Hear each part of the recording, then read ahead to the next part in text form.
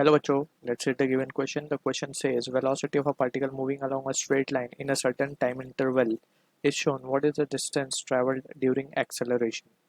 So basically हमें vt graph given है and we are interested in calculating the distance traveled. So यहाँ पे हमें पहले तो vt graph के बारे में key concept समझना होगा. So about velocity time graph. Velocity time graph. So velocity time graph से हमें दो इंपॉर्टेंट चीज़ें पता चलती हैं. फर्स्ट इज, अगर हम बात करें वेलोसिटी टाइम ग्राफ के स्लोप की, स्लोप बेसिकली कैसे कैलकुलेट करते हैं, राइज अपॉन रन बेसिकली, या फिर change along Y upon change along X.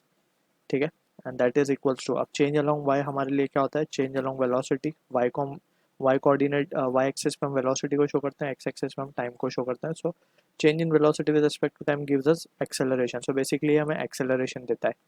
ठीक है, तो स्लोप से हमें वेलोसिटी टाइम ग्राफ के एक्सेलरेशन मिलता है. ठीक, अब बात करते हैं एरिया से क्या मिलता है. एरिया अंडर वीटी कर्व या VT graph, velocity time graph के एरिया में हमें क्या मिलता है, दिस गिव्स अस डिस्प्लेसमेंट. अब मोशन अगर सेम लाइन में है स्ट्रेट, तो we can say it can also be written as distance. So ये दो इंपॉर्टेंट चीज़ें हमें मिलती हैं. अब इसको हम समझ लेते हैं क्वेश्चन के थ्रू कि क्या एग्जैक्टली इसका मीनिंग है. सो यहाँ पे हम देख सकते हैं कि हमें बोला गया डिस्टेंस निकालने को. जब बॉडी एक्सेलरेट कर रही है, एक्सेलरेट कब करेगी, तो सबसे पहले तो हम ये देखेंगे एक्सेलरेट कब करेगी. अब इस ग्राफ को अगर हम डिवाइड कर दें, नाम दे दें ए बी सी, तो बी सी में हम देख सकते हैं बी से सी में जो है स्लोप कांस्टेंट है. Slope is zero, not constant. Slope zero है. ठीक है ना, क्योंकि यहाँ पे ना राइज हो रहा है ना रन हो रहा है. Basically delta Y is zero in this case. ठीक है, सो यहाँ पे हम स्लोप को क्या बोल देंगे, ज़ीरो. स्लोप ज़ीरो है का मतलब क्या, acceleration is zero. Acceleration is zero. That means कि हमें एक्सेलरेशन के टाइम पे कितना डिस्टेंस कवर हुआ वो पूछा गया. अब ए से बी को अगर हम देखें, ए बी को, सो ए बी में स्लोप कांस्टेंट है.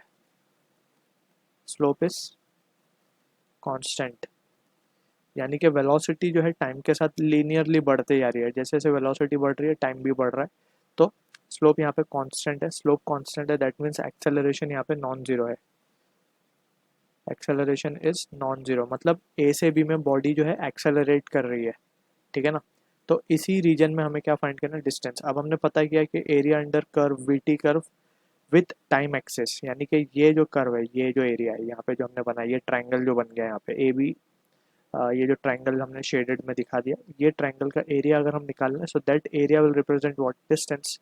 तो हम यहाँ पे सिंपली क्या करेंगे, distance during acceleration will be equals to area of triangle, basically half into base. Base क्या हो जाएगा, ये 0 से 1 मीन्स 1. हाइट क्या हो जाएगा 10, तो half into base into height, so ये आ जाएगा 5 मीटर. ठीक है, so this is the answer for the question we are getting. I hope you understood the solution. All the best.